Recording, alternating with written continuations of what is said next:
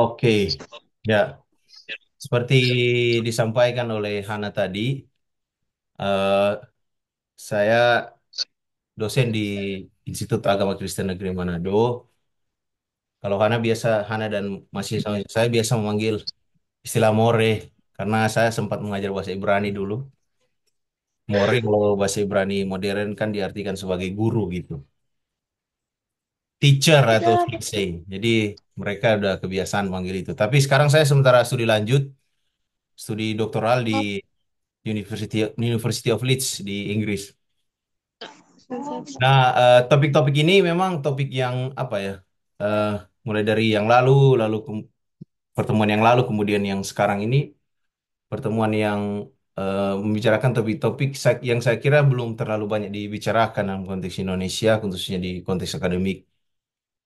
Em, nah, kali ini mau bicara soal argumentasi gitu, bagaimana membangun argumen. Tentu ini masih apa namanya? Sila teman-teman yang sudah lebih mendalami soal ini bisa menambahkan nanti. Jadi untuk sekarang pembicaraannya saya mau cover tiga, empat, empat topik ini. Jadi apa sebenarnya argumen itu? Jadi konsep-konsep dasarnya bagaimana?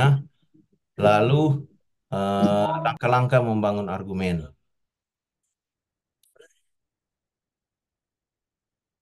Setelah eh, saya coba lihat dan dalami ya, maksudnya teori-teori mengenai ini, rupanya ini memang sesuatu yang lumayan luas pembahasannya dan literaturnya berkembang sekali gitu. eh Misalnya soal argumen ini, itu teman-teman di ilmu retorika,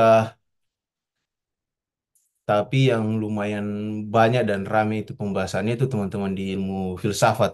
Salah satu cabang filsafat itu logika gitu.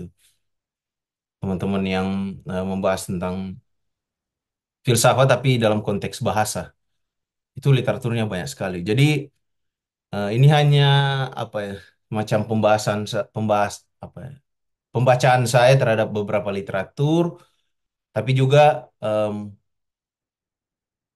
pengalaman pribadi gitu ketika menjalani proses studi mulai dari S1 sampai proses doktoral sekarang. Jadi pembicaraan kali ini membahas keempat topik ini. Dasar-dasar argumen, lalu langkah-langkah membangun argumen, lalu bagaimana argumen yang memiliki nilai jual itu. Nilai jual ini istilah saya, maksudnya argumen yang bukan hanya menjelaskan argumen itu, tapi argumen yang bisa membujuk orang gitu. Lalu argumen dan counter argumen dalam konteks penulisan akademik. Ya, saya masuk ke yang pertama. Jadi salah satu yang populer, tokoh retorik yang populer itu yang sering dirujuk, namanya Stephen Tolmin. Dia mengartikan argumen itu terdiri atas tiga hal, yaitu klaim, lalu bukti. Bukti itu bisa dalam bentuk data atau teori, serta penjelasan logis mengapa klaim itu valid gitu berdasarkan bukti yang sudah ada. Nah, saya coba mau memberi contoh di sini. Tapi secara spesifik dalam konteks akademik, argumen itu bertujuan untuk menyampaikan ide atau temuan dengan cara yang dapat dipertanggungjawabkan berdasarkan logika dan evidensi yang meyakinkan. Nah, contoh yang ada di sini itu misalnya klaim bahwa ini cuma apa ya? Contoh mengenai ini, teman-teman yang mengerti bidang ini mungkin bisa lebih menjelaskan, tapi eh, contoh di sini misalnya klaim pendidikan berbasis teknologi itu me- meningkatkan keterlibatan siswa. Ini klaim yang dibuat ya. Lalu buktinya apa? Nah, buktinya studi oleh Smith tahun 2022 menunjukkan bahwa siswa yang menggunakan alat digital memiliki tingkat partisipasi kelas 30% lebih tinggi dibandingkan dengan metode-metode tradisional. Lalu logikanya bagaimana? Logika atau warrant itu istilah yang dipakai Tolmin. Teknologi memberikan pengalaman belajar yang lebih menarik dan interaktif, katanya, sehingga siswa lebih terdorong untuk berpartisipasi. Jadi ini salah satu contoh argumen ya, argumen bahwa pendidikan yang ya sudah maju, teknologinya maju, itu membuat siswa lebih semangat, katanya gitu. Dan dengan menyertakan bukti, buktinya apa? Yaitu riset dari Smith ini. Lalu ada penjelasan bahwa teknologi memberi pengalaman interaktif, katanya gitu, sehingga mahasiswa lebih semangat belajar. Siswa lebih semangat belajar. Nah, yang perlu dijelaskan juga di sini perbedaan apa yang membedakan opini dan argumen. Jadi opini katanya disebut eh, biasanya subjektif gitu. Bisa ada bukti atau tidak ada bukti. Nah, ini banyak sekali contohnya berseliweran di media sosial. Banyak sekali orang beropini tentang sesuatu, tapi buktinya tidak ada gitu, atau data mengenai itu, atau teori yang mendukung klaim yang dibuat itu tidak ada. Contoh misalnya, contoh opini, saya pikir teknologi baik untuk pendidikan gitu. Itu hanya sekedar opini pribadi gitu, karena dia tidak menyertakan bukti, lalu tidak menjelaskan bagaimana bukti itu bisa mendukung argumen ini. Nah, argumen itu yang membedakan argumen dengan opini, dia berbasis pada bukti atau evidence. Eh, Evidence itu bisa data atau teori-teori atau literatur ilmiah yang mendukung. Misalnya argumen bahwa teknologi meningkatkan hasil belajar. Nah, itu ada referensi yang dipakai di situ, Brown tahun 2021. Ini ya contoh.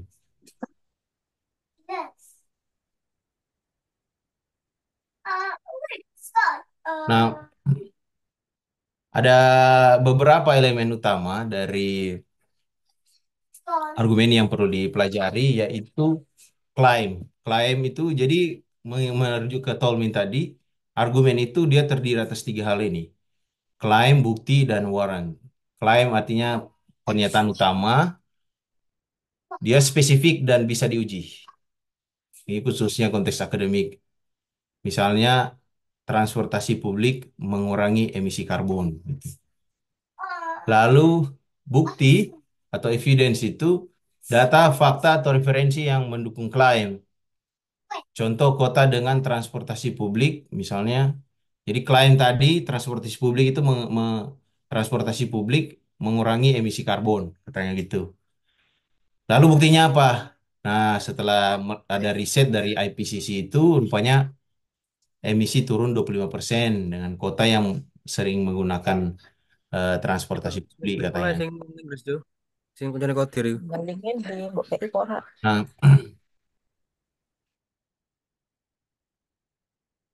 oke, kita lanjut. Warrant itu atau penjelasan logis itu upaya untuk menghubungkan klaim dan bukti. Jadi ketika ada klaim lalu sertakan bukti, bukan hanya sampai di situ, perlu ada penjelasan. Apa hubungan dari klaim dan bukti itu? Jadi misalnya penjelasan warrant di sini, hubungan logis antara bukti dan klaim tadi, yaitu transportasi publik mengurangi kendaraan pribadi sehingga emisi berkurang. Ini contoh elemen utama dari argumen. Lalu eh, kita masuk ke kesalahan-kesalahan umum yang seringkali terjadi ketika orang membangun argumen. Misalnya kurangnya bukti pendukung. Jadi klaim dibuat tapi tanpa ada data gitu misalnya. Contoh penduduk eh, penduduk desa lebih sehat dibandingkan penduduk kota misalnya. Itu klaim. Tapi karena dia cuma klaim, dia dia disebut argumen yang masih cacat gitu, masih belum lengkap karena dia tidak menyertakan bukti berupa misalnya data kesehatan atau statistik yang mendukung kenapa penduduk desa lebih sehat dibanding penduduk kota misalnya. Lalu yang kedua, klaim yang dibuat terlalu luas. Saya terlalu general sehingga sulit dibuktikan secara spesifik. Misalnya contoh, teknologi mengubah hidup manusia. Klaim ini terlalu luas karena bisa mencakup berbagai aspek gitu. Misalnya pendidikan, kesehatan, ini mengubah hidup manusia, bagian aspek hidup manusia yang mana gitu. Pendidikan, kesehatan, komunikasi, kepintaran dan seterusnya itu terlalu luas. Jadi solusi yang bisa diusulkan persempit klaim gitu. Misalnya fokus ke lebih sempit, teknologi digital meningkatkan akses terhadap pendidikan di daerah pedesaan. Itu klaim yang lebih spesifik. Lalu problem ketiga yaitu dalam kesalahan umum dalam argumen yaitu plagiarisme. Jadi menggunakan ide atau data dari sumber lain tanpa memberikan kredit atau referensi. Ini mengurangi kredibilitas argumen sebenarnya dan bukan hanya mengurangi kredibilitas argumen tapi merusak reputasi orang yang menyampaikan argumen itu. Solusinya yaitu selalu cantumkan sumber rujukan dengan citasi yang benar.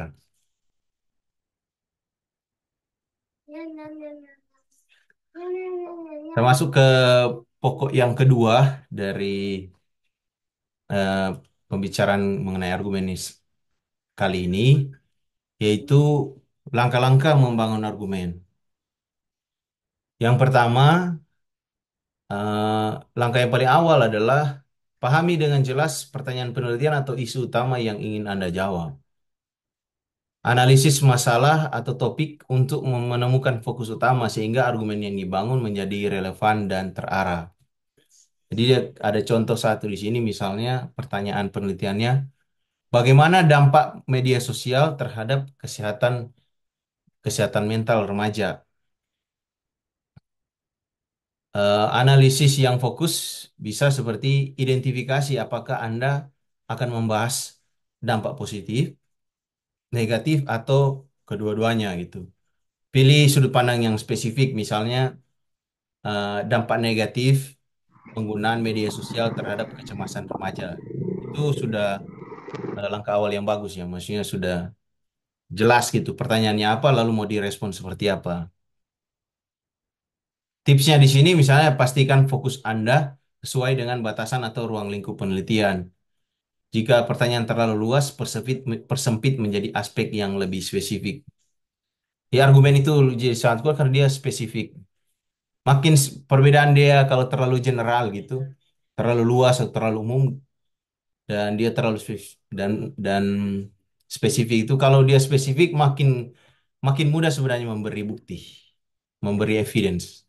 Makin general, makin susah diberi evidence untuk mendukung klaim itu. Lalu tahapan yang kedua dalam membangun argumen adalah mengumpulkan dan mengevaluasi bukti. Argumen yang efektif membutuhkan bukti yang mendukung klaim secara langsung. Bukti memberikan validitas dan meyakinkan pembaca.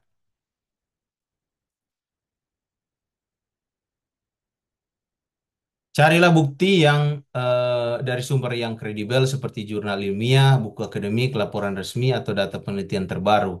Hindari sumber yang tidak dapat dipercaya seperti blog tanpa referensi atau artikel opini tanpa dasar ilmiah.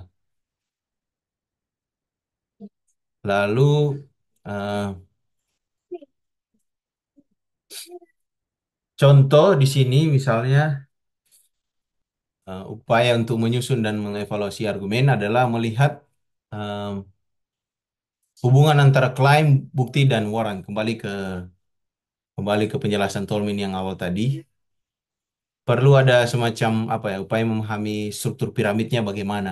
Jadi ada klaim ini berupa ide utama, lalu ada bukti, lalu ada kesimpulan untuk menjelaskan hubungan antara ide utama dan bukti itu.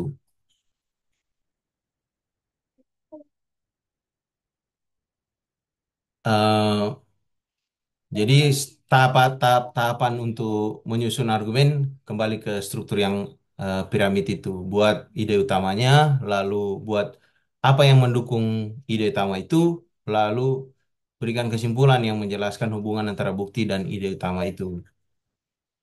Nah, cara untuk mengevaluasi argumen, ini yang pertama baca ulang sebagai pembaca kritis. Setelah menyusun argumen, baca kembali dengan perspektif pembaca yang skeptis gitu. Jadi mengevaluasi argumen yang kita tulis. Pertanyaan yang bisa diajukan untuk mengevaluasi argumen yang kita tulis, atau mungkin juga bisa mengevaluasi argumen orang lain adalah, apakah klaim yang dibuat itu jelas dan relevan? Relevan itu maksudnya relevan dengan perbincangan yang sementara terjadi. Dia relevan atau tidak? Lalu, apakah bukti yang yang diberikan untuk klaim itu cukup kuat gitu untuk mendukung klaim atau tidak? Apakah ada celah logika dalam hubungan klaim, bukti, dan warrant? Jadi hubungan antara ketiga itu, uji utama, bukti, dan kesimpulan, atau klaim, bukti, dan warrant itu hubungannya masuk akal atau enggak gitu. Eh, Jika ada argumen yang terasa lemah, itu cara memperbaikinya dengan em, tambahkan bukti. Tambahkan bukti yang makin mendukung klaim, lalu perbaiki logika yang menjadi penghubung antara bukti dan klaim itu. Fokuskan kembali jika klaim terlalu luas atau terlalu banyak poin yang tidak terhubung.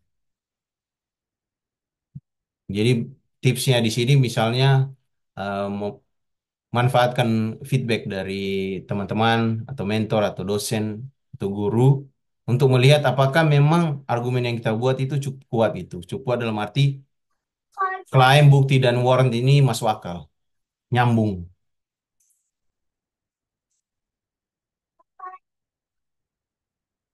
Nah, ini bagian yang ketiga dari perbincangan di saat ini mengenai argumen, dan ini saya kira yang masih sangat jarang gitu menjadi perhatian dari eh, teman-teman di Indonesia, minimal dari yang saya baca ya.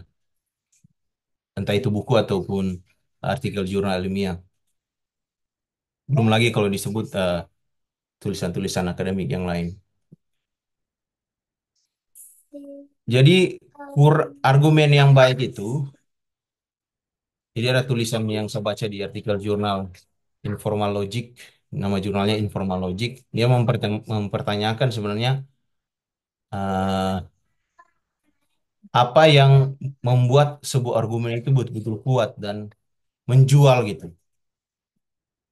Argumen yang kuat itu sebenarnya bukan bukan hanya dia punya klaim, bukti, dan penjelasan yang logis hubungan antara bukti dan klaim itu, tapi dia berani untuk menghadapi counter argument. Nah, jadi setiap argumen yang kita buat itu, semua argumen itu tidak ada argumen yang betul-betul ketika kita buat langsung akan disetujui semua orang gitu, atau kemungkinan untuk disetujui besar gitu. Gitu. Selalu ada counter argumen, selalu ada counter argumen yang mungkin bisa muncul gitu, yang mungkin bisa muncul, sehingga eh, perlu dipertimbangkan. Jadi argumen yang kuat itu argumen yang berani untuk menghadapi oposisi. Kemampuan untuk menghadapi counter argumen menunjukkan bukan hanya argumen itu kuat, tapi dia menunjukkan orang itu atau siapapun penulis itu menguasai betul-betul topik yang sementara dibicarakan, dan menguasai secara utuh, secara menyeluruh, bukan hanya menguasai data-data atau teori-teori yang mendukung klaim yang dia buat, tapi dia juga menguasai eh, klaim-klaim atau bukti-bukti yang bertentangan dengan argumen yang dia buat itu. Dan ini memberi kredibilitas yang tinggi. Kalau di tataran tulisan, saya selama di Inggris ini kan mengikuti beberapa training-training gitu, dan ada beberapa rekaman training khusus untuk anak-anak S1 saya nonton gitu. Hal-hal yang seperti ini itu menjadi sesuatu yang wajib gitu kalau mau bikin makalah di mata kuliah misalnya. Jadi dengan merespon counter argumen yang secara efektif, Anda memperkuat posisi Anda dan menghilangkan keraguan pembaca terhadap klaim utama. Contoh di sini sambil di internet itu, eh, Contoh di sini, misalnya, bentar.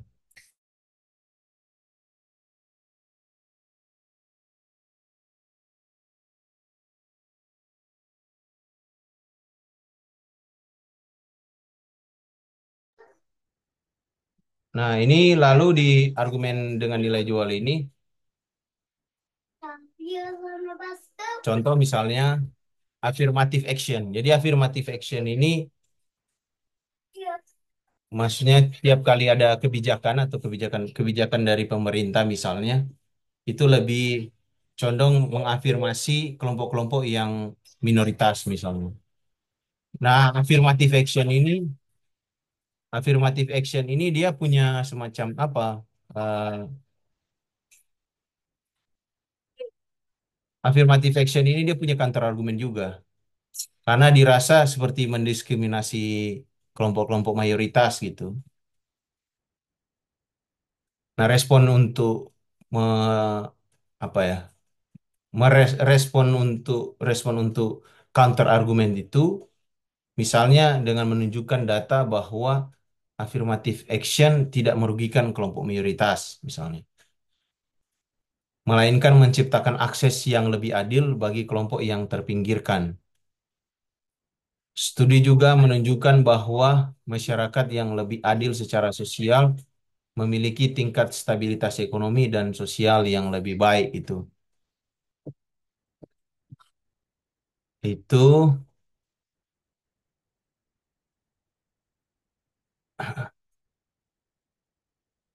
nah, strategi untuk menangani counter argument ya ada tiga. Ini ada tiga.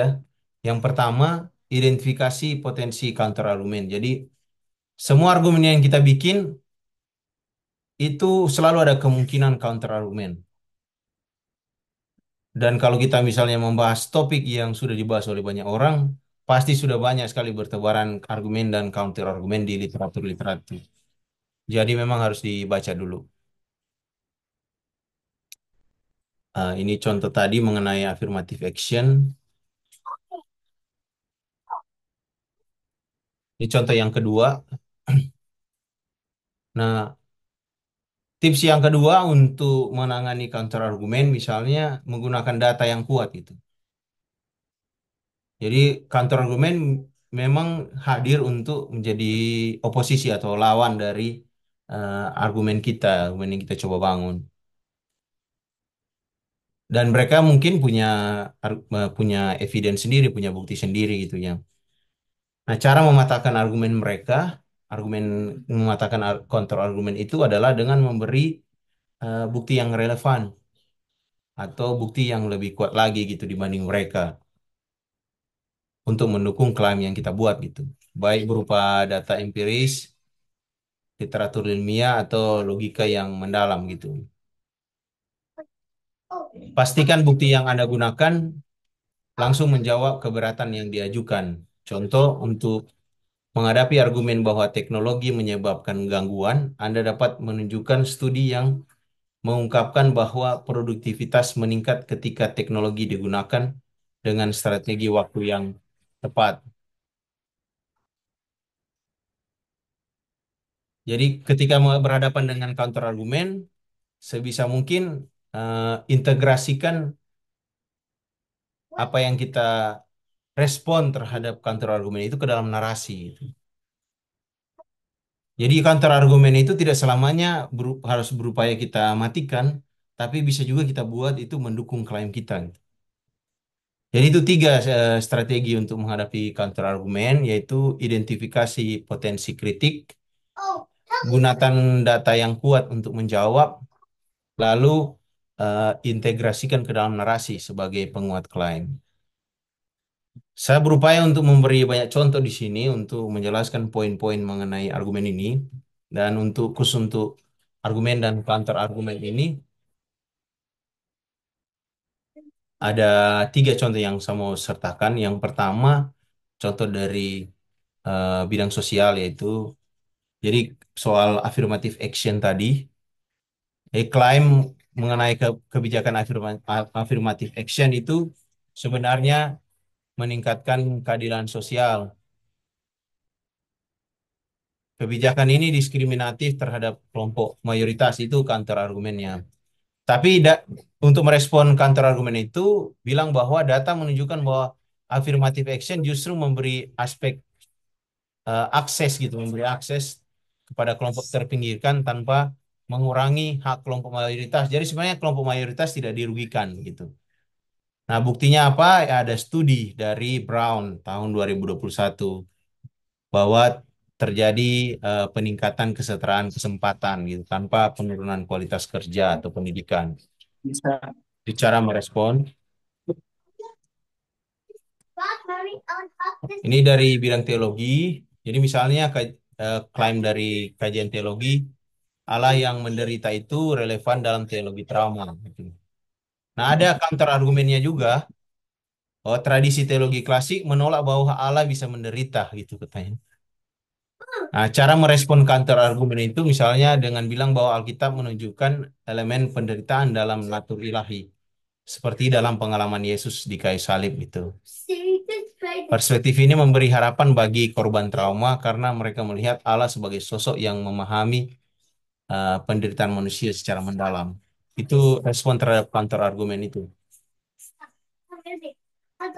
Lalu contoh yang ketiga terakhir dari psikologi, eh, efektivitas mindfulness versus CBT gitu. Jadi klaim yang mau dibuat, terapi berbasis mindfulness itu efektif untuk mengatasi gangguan kecemasan. Nah, gangguan kecemasan ini. Nah, counter argumennya katanya CBT itu kognitif behavioral therapy itu lebih teruji dibanding mindfulness. Mindfulness itu agak-agak apa ya, tradisi ketimuran gitu, tradisional warisan leluhur gitu-gitu. Dan dibilang bahwa CBT itu katanya lebih ilmiah. Itu counter argumennya. Nah, untuk merespon itu banyak studi terbaru menunjukkan bahwa mindfulness lebih efektif gitu untuk mengatasi gejala kecemasan fisik. Jadi sudah ada risetnya bahwa eh, mindfulness ini walaupun dia warisan-warisan leluhur dari masa lalu, dia bukan praktik yang asal-asalan gitu. Sudah terbukti, sudah diriset. Dan dia dan mindfulness ini bisa memberi apa ya? Bisa maksudnya fasilitasnya lebih tersedia gitu dibanding CBT, lebih gampang diakses. Karena CBT itu nggak bisa sembarang orang kan praktek. Sementara mindfulness ini lebih kepada budaya-budaya tradisional populer gitu ya. Dan gampang untuk dipelajari. Dan juga misalnya fleksibel dalam aplikasi gitu.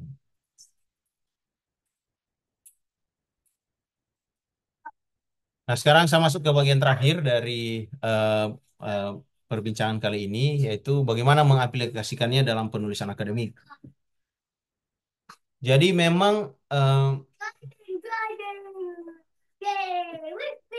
pola menulis argumen dan counter argumen itu, kalau dalam pengalaman saya, itu bisa dibuat di awal, misalnya di apa namanya, di bagian pendahuluan. Tapi di tiap bagian di dalam tulisan kita itu sebenarnya bisa masuk juga argumen dan counter argumen itu.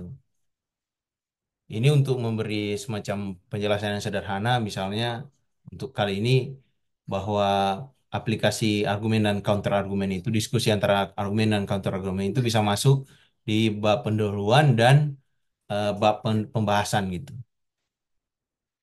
Prinsipnya mirip-mirip antara skripsi, tesis, dan disertasi, tapi yang membedakan antara ketiga itu di kaliber, menurut saya.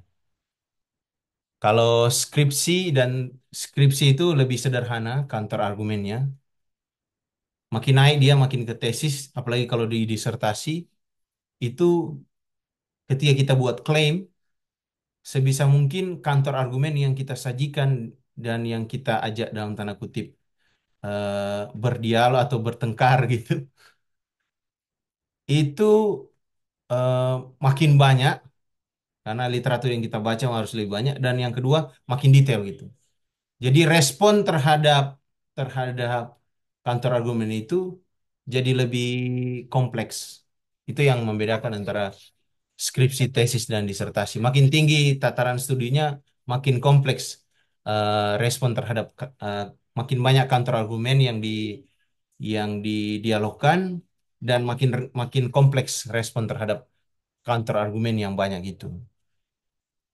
Itu yang membedakan. Lalu eh, untuk artikel jurnal, misalnya fokus pada argumen ringkas. Ini eh, saya masih jarang sekali menemukan orang-orang di Indonesia bisa menulis ketika menulis dia selalu menyajikan counter argumen jarang sekali. Selalu fokus ke argumento, lalu bukti-bukti yang disertakan semua hanya untuk mendukung klaim itu. Jadi terus terang jadi agak membosankan gitu karena tidak ada tension di sana, tidak ada konflik.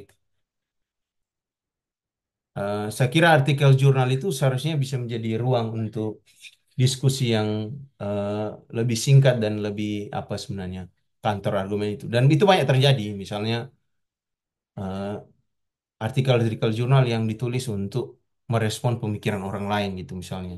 Lalu ada orang menulis misalnya di buku, saya dosen pembimbing saya ini dia dia ada buku yang ditulis itu yang terbit, lalu dia dia merespon dengan menulis di artikel jurnal, menyatakan ketidaksetujuannya terhadap ide-ide yang disampaikan oleh oleh penulis buku-buku itu gitu misalnya. Itu kalau mau mau bilang tips-tips untuk bisa diterima, saya kira itu tips yang lumayan jitu gitu kalau kita memang ingin supaya eh, artikel jurnal kita itu em, bisa cepat diterima. Oke, itu aja Hana untuk kali ini. Mungkin satu Oke. sesi aja ya karena mengingat waktu. Ya, oke. Terima kasih, Murayan, atas penjelasannya. Nah, tadi kita sudah mengetahui nih bagaimana membangun argumen yang efektif, mulai dari konsep dasar membangunnya, elemen-elemen, langkah-langkah, strategi, dan lain sebagainya. Nah, sekarang waktunya kita untuk diskusi, merespon, atau mungkin ada pengalaman langsung dari penelitian mengenai bagaimana membangun argumen. Dipersilakan. Ya, bisa langsung saja atau mungkin bisa melalui chat juga bisa.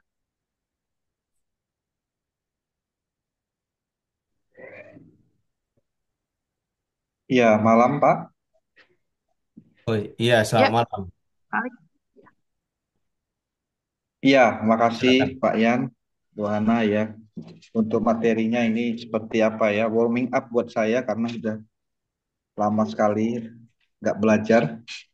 Pak Yan, saya mau tanya Pak, eh, bagaimana, saya pernah punya pengalaman waktu itu, dosen saya menulis 1,5 lembar eh, tulisan paper, lalu dosen saya meminta meringkasnya menjadi 1 kalimat. Jadi bagi dia argumen saya itu bertele-tele. Jadi, tapi dia nggak ngajarin saya gimana tipsnya untuk meringkas itu. Ya. Boleh, boleh ada nggak tips ya Pak untuk membuat argumen itu ringkas dan eh, sesuai dengan intinya? Yang pertama, kemudian yang kedua, boleh tidak Pak minta tips untuk mencari bagaimana mencari literatur untuk kita bisa menyisipkan counter argumen dalam tulisan kita tadi Pak. Tadi kan Bapak bilang bahwa di Indonesia benar ya, jarang sekali yang menyisipkan apa membuat kantor argumen. Nah, kalau gitu bisa nggak Pak diajarin gimana cari resourcesnya, sumbernya itu supaya ya ada counter argumen, ada tension di situ seperti yang Bapak sarankan tadi. Eh, itu yang kedua ya Pak. Boleh tambah lagi kira-kira Bu Hana Ya, silakan. pertanyaannya? Oh iya, makasih ya. Iya, eh, gimana ya Pak kita membuat ide itu menjadi apa ya? Tolong dikoreksi ya Pak, istilah saya salah, menjadi original saya setelah saya membaca 4 sumber.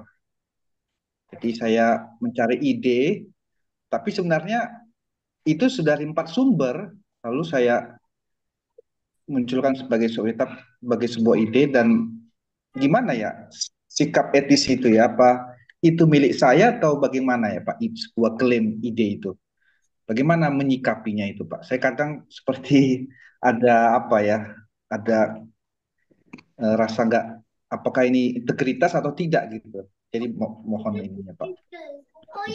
Terima kasih Pak ya. Ya, Oke, ya, gimana? Oke, saya coba jawab ya, ya. langsung saja, Moreyan merespon.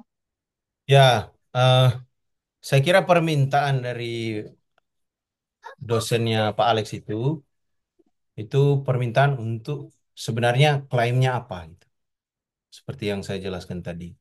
Jadi jangankan dia 4 halaman gitu atau 4 lembar di selevel disertasi yang ditulis misalnya 400 halaman itu dia semua bisa kembali ke satu kalimat gitu. Kembali ke satu klaim. Nah, eh, mungkin pertanyaan yang pertama dan pertanyaan yang keempat itu, pertanyaan pertama dan pertanyaan yang kedua itu mengenai 4 sumber itu dikembalikan ke sebenarnya ketika ketika mau menulis sesuatu, membuat argumen tertentu, kita sebenarnya mau bilang apa gitu. Apa klaim yang mau kita buat gitu. Nah, ketika kita membuat klaim itu, semua sumber-sumber yang kita dapatkan baik 4 atau banyak, bahkan misalnya kalau untuk selevel disertasi itu dia bisa sampai 500 literatur dibahas itu. Hanya untuk membahas, hanya untuk mendukung satu klaim. Nah, cara bagaimana supaya 4 sumber itu bisa dia mendukung satu klaim? Lihat klaim itu dan apa hubungan klaim itu dengan 4 sumber ini, istilahnya. Apakah 4 sumber ini dia mendukung klaim yang Pak Alex buat atau tidak? Itu pertanyaan yang paling sederhana. Dan kalau dihubungkan dengan pertanyaan yang kedua, bagaimana cara mencari counter argumen? Sebenarnya ketika kita mempertanyakan literatur-literatur atau sumber-sumber yang sementara kita teliti, dia mendukung klaim kita atau tidak, gitu kan? Di situ akan kelihatan. Jadi kalau dia mendukung, berarti dia masuk ke bukti untuk mendukung klaim kita. Kalau dia tidak mendukung, berarti dia masuk ke counter argumen. Sesimpel itu kalau saya melihatnya. Kompleksitasnya di mana? Level analisis argumennya gimana menilainya? Di jumlah sumber yang kita olah gitu, menurut saya. Jadi makin banyak sumber, jadi itu yang membedakan kalau kembali ke skripsi, tesis, disertasi, itu kan yang paling jelas kalau lihat di referensi gitu kan. Nggak mungkin kan orang menulis skripsi referensinya sama dengan disertasi misalnya. Disertasi sudah pasti lebih banyak. Karena apa? Karena dia harus mengolah literatur-literatur di bidang itu supaya dia mampu memberi kesimpulan, oh ini perdebatan yang sementara terjadi. Dan ketika perdebatan itu sementara terjadi, saya mau memposisikan diri di mana gitu. Misalnya, memposisikan di kelompok A atau di kelompok B, semua ilmu begitu. Selalu ada pro kontra kan. Ada kelompok A, kelompok B, ada kelompok yang mendukung, ada yang tidak mendukung, ada yang netral gitu. Nah, klaim kita harus disesuaikan dengan perdebatan itu sebenarnya. uh, Ukuran argumen yang kuat itu kalau dia mampu mempertahankan posisinya di hadapan berbagai macam sumber yang ada di berbagai macam posisi di perdebatan keilmuan itu. Itu. Jadi makin luas kita mempertimbangkan. Jadi makin banyak dan makin kompleks counter argumen yang kita pertimbangkan, eh, makin luas juga klaim atau argumen yang kita buat itu akan diterima. Gitu. Gitu kalau saya coba apa ya menjawab saya kira masih ada hubungan ya seperti saya lihat tadi antara ketiga pertanyaan itu dan itu saya kira pertanyaan juga termasuk yang saya alami juga dulu, masih saya alami juga sekarang gitu karena saya masih studi S3 dan kedepannya saya masih menjadi dosen gitu, masih apa ya, masih sering dijumpai oleh orang-orang gitu. Terima kasih untuk Pak Alex yang sudah mengangkat topik ini untuk kita.